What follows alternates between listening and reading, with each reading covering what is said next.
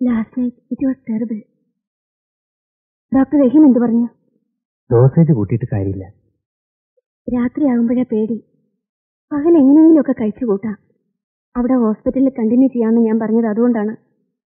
മാലിനിക്ക് leave എടുക്കാതെ adjust ചെയ്യാൻ സൗകര്യമായിരുന്നു. ഇവിടെ എത്തിപ്പെട്ട സ്ഥിതിക്ക് ഇനി പറഞ്ഞിട്ടെന്ത് കാര്യം?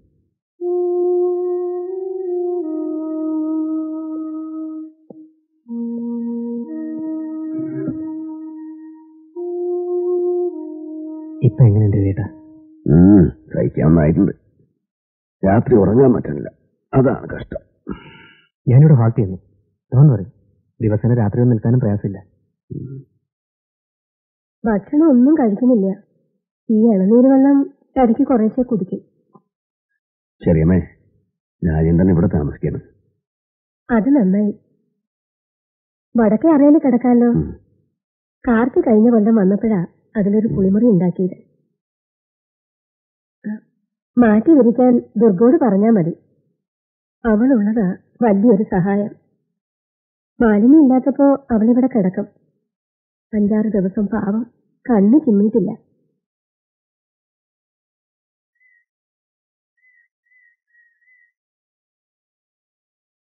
എങ്ങനെയുണ്ടടി? ഇന്നലെ രാത്രി കുറച്ച് വേദന കലച്ചിലായി. ഇന്നിപ്പോ അവരൊക്കെ ഉണ്ടല്ലോ. എത്ര ദിവസമായി ഇങ്ങനെ കിടത്തി കഷ്ടപ്പെടുത്തണാവോ. ഇതിനും ഭേദം വേഗം അങ്ങോട്ട് വിളിക്കുകയല്ലേ ഭഗവാനെ. അങ്ങനെയൊന്നും പറയല്ലേ അമ്മേ. നീയൊരു കാര്യം ആലോചിച്ചിട്ടുണ്ടോ? അന്ന് നമ്മളൊക്കെ വിചാരിച്ച പോലെ നടക്കാണ്ട് പോയതെന്താ? നിന്റെ ജാതകത്തിൽ വൈദ്യുതിദോഷം ഉണ്ടാവില്ല, അതന്നെ. അമ്മ എന്തിനാ പിന്നെ അതന്നെ പറഞ്ഞോണ്ടിരിക്കണ? ഒക്കേറ്റിന് ഒരു ദൈവനിശ്ചയം ഉണ്ടാവുമെന്ന് സമാധാനിച്ച ദുർഗെ. അമ്മയ്ക്കെന്നറിയോ, ഏട്ടത്തിന്ന് വരും പോവും, ഉദ്യോഗം കളയാൻ വയ്യല്ലോ. പക്ഷേ ജന്മത്തില് എനിക്കും ചിലത് വിധിച്ചിട്ടുണ്ടാവും. അതുകൊണ്ട് ദരിദ്രത്തിന് ഇപ്പം ഇങ്ങോട്ട് വരാൻ തോന്നിയത്.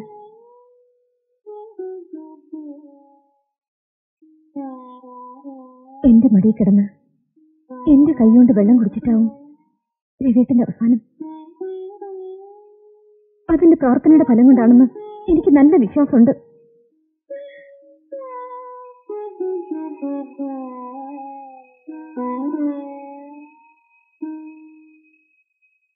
രാജേന്ദ്രന് നമ്മുടെ ചാപ്പാടൊക്കെ പിടിച്ചിട്ടുണ്ടോന്ന് നിശ്ചയമില്ല. വലിയ സ്ഥിതിയിൽ കഴിയുന്ന ആളുകളാവുമ്പോ അവനതൊക്കെ ശീലാണ്.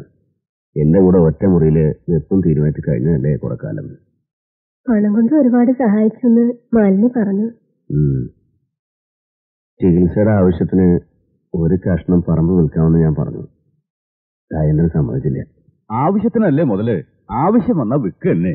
ആളുകൾ സ്ഥലം തിരഞ്ഞ് നടക്കുകയാണ് എല്ലാ ദിക്കിലും. ഭൂമിയുടെ വിലയൊക്കെ കൂടിയിരിക്കണു ഇവിടെയും. ആലോചിച്ചപ്പോ ഒന്നും വിൽക്കണ്ടെന്ന് നിശ്ചയിച്ചു.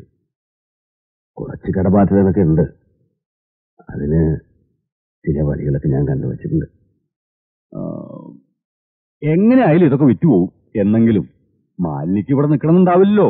ഇവിടെ കുറച്ച് മുതലുണ്ടായിട്ട് ആ കുട്ടിക്ക് കാര്യമില്ലാന്ന് വെച്ചോളൂ. അല്ല, ഞാൻ വിൽക്കണ്ട, ആരും വിൽക്കണ്ട.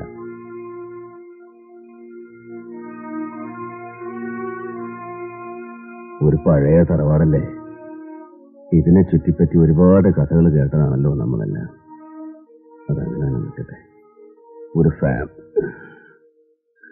ഫാമിലി ട്രസ്റ്റാക്കി മാറ്റണമെന്ന എന്റെ ആഗ്രഹം. ചെറിയമ്മയ്ക്കും മക്കൾക്കും ഉള്ളതുപോലെ മാലിനിക്കും ഒരവകാശം വെച്ചാൽ മതി. എപ്പോ വേണമെങ്കിലും വന്ന് താമസിക്കാം. നല്ല കാര്യമാണ്. പക്ഷേ മാലിനിക്ക് അവകാശപ്പെട്ടാന്നുള്ളതിൽ ആർക്കും സംശയമില്ല. ആ കുട്ടിക്കും കൂടി അതിന് സമ്മതമാവണ്ടേ? ഞങ്ങള് കുട്ടികളുടെ കൂടെ മാറി മാറി നിന്നോളാം. അത് വിചാരിച്ചിട്ട് വയ്യാത്ത കാലത്ത് ചെറിയമ്മ അമ്മൂട്ടിയുടെ ലൈൻ വീട്ടില് ഒറ്റമുറി. ബോംബെയില് കാർത്തിയുടെ സ്ഥലം എന്ന് പറഞ്ഞാല് ചെറിയച്ഛൻ അതൊന്നും ആലോചിക്കേ വേണ്ട. മാലിനിക്ക് കൂടി സമ്മതാണോന്ന് ഇതിന്റെ തീരുവല അറിഞ്ഞിട്ടല്ലോ അവളെ കല്യാണം കഴിച്ചത്. ഇതെന്നും ഇങ്ങനെ തന്നെ നിലനിർത്താൻ അതിനു വേണ്ട വകുപ്പുകളൊക്കെ വെച്ച് ആധാരം എത്തിച്ചോളൂ.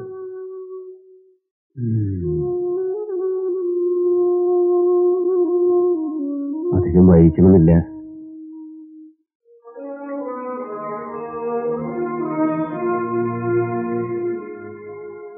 ഞങ്ങൾക്കൊന്നും വേണ്ട പോലെ എന്റെ കണ്ണടയണ വരെ എന്നെ കാണണമെന്ന് ഒറ്റ മോഹേ ഉള്ളൂ.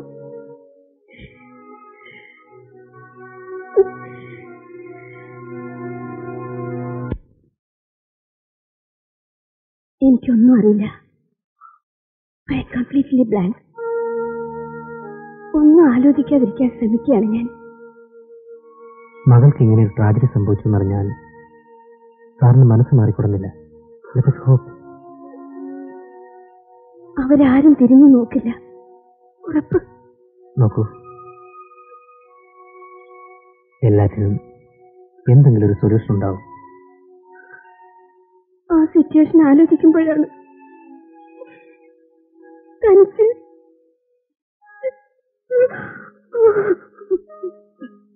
ധൈര്യമായിട്ടിരിക്കൂ.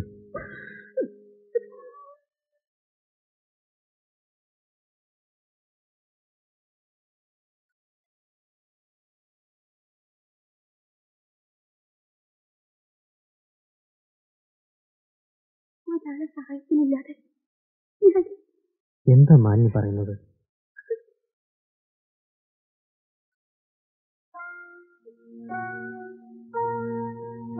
ഞങ്ങളൊക്കെ ഇല്ലേ, വിഷമിക്കരുത്.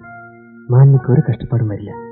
നോക്കൂ, ഞാനില്ലേ, I will be always with you.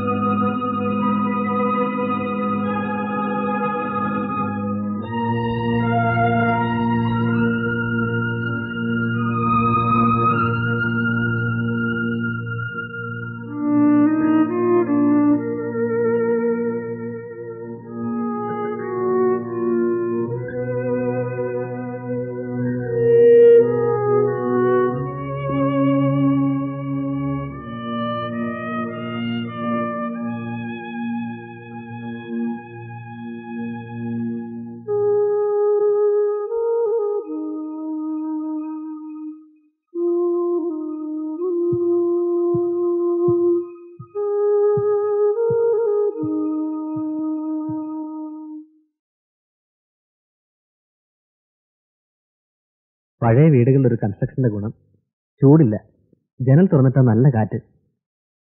Malini ഒന്നും കഴിച്ചിട്ടില്ല, ഞാൻ നിർബന്ധിച്ച് താഴത്തേക്ക് അയച്ചു. മാലിനിയുടെ കാര്യം ആലോചിക്കുമ്പോൾ ഐ എം റിയലി വറീഡ്. അധികം ആലോചിച്ച് ടെൻഷൻ കൂട്ടരുവേട്ടാ. സഹായത്തിന് നീ ഉണ്ടെന്നതാണ് ആശ്വാസം. സമാധാനമായിട്ടിരിക്കും. ഞാൻ മാത്രമല്ല, ഒരുപാട് ഫ്രണ്ട്സ് ഇല്ലേ. ഫ്രണ്ട്സ് ഉണ്ടാവും, പക്ഷേ തന്റെ വീട്ടുതടങ്കലിൽ വെച്ച ഒരു പെണ്ണിനെ പുറത്തിറക്കാനും പോലീസ് പ്രൊട്ടക്ഷനോടുകൂടി ഒരു കല്യാണം നടത്താനുമുള്ള ചങ്കൂറ്റം ഒരു രാജേന്ദ്രന് മാത്രമേ ഉണ്ടാവൂ. രവിയേട്ടനും മാലിനി ഇഷ്ടമായി, കല്യാണം കഴിക്കാൻ നിശ്ചയിച്ചു എന്ന് പറഞ്ഞാൽ പിന്നെ നടത്തു തന്നെ. അതൊരു ഡ്യൂട്ടി ആയിരുന്നല്ലോ. വീരസാഹസങ്ങളൊക്കെ ഇട്ടിട്ടായെന്ന് ഇപ്പൊ തോന്നാൻ മാലിനിക്ക്. അതെ, ഫെയ്റ്റ് ഫെയ്റ്റ് എന്നല്ല നമ്മൾ എന്ത് പറയാൻ. ഇന്നും അവൾക്കൊരു ആപത്ത് വരുമ്പോ, ആപത്ത് വേണ്ട, ചെറിയൊരു പ്രോബ്ലം വരുമ്പോ പറയും രാജേന്ദ്രനെ വിളിക്കുക. She is depending on you always. നീയാണ് എന്തിനും ആശ്രയം. അടുത്ത ഫ്രണ്ട്സ് പിന്നെന്തിനാണ്? ഞാനിപ്പോ ആലോചിക്കുകയാണ്, അന്ന് ഇടയ്ക്ക് ഞാൻ വന്ന് പറ്റില്ലായിരുന്നെങ്കിൽ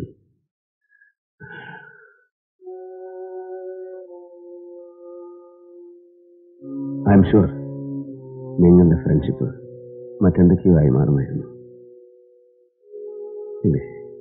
രവിയേട്ടാ, ഒരുപക്ഷെ നിങ്ങൾ വിവാഹം കഴിക്കുമായിരുന്നു. അതെ, ഇറ്റ്സ് ഫാക്ട്. ഇപ്പോൾ അഡ്മിറ്റ് ചെയ്യുന്നതിൽ ആരും ഒരു തെറ്റും കാണില്ല. ക്ലോസ് ഫ്രണ്ട്സാണ്, ഇഷ്ടമാണ്. അതിലധികം I know your integrity and sincerity. അതിനെ ഞാൻ ചോദ്യം ചെയ്യുന്നില്ല. എനിക്കൊന്നേ ചോദിക്കാനുള്ളൂ, നിനക്ക്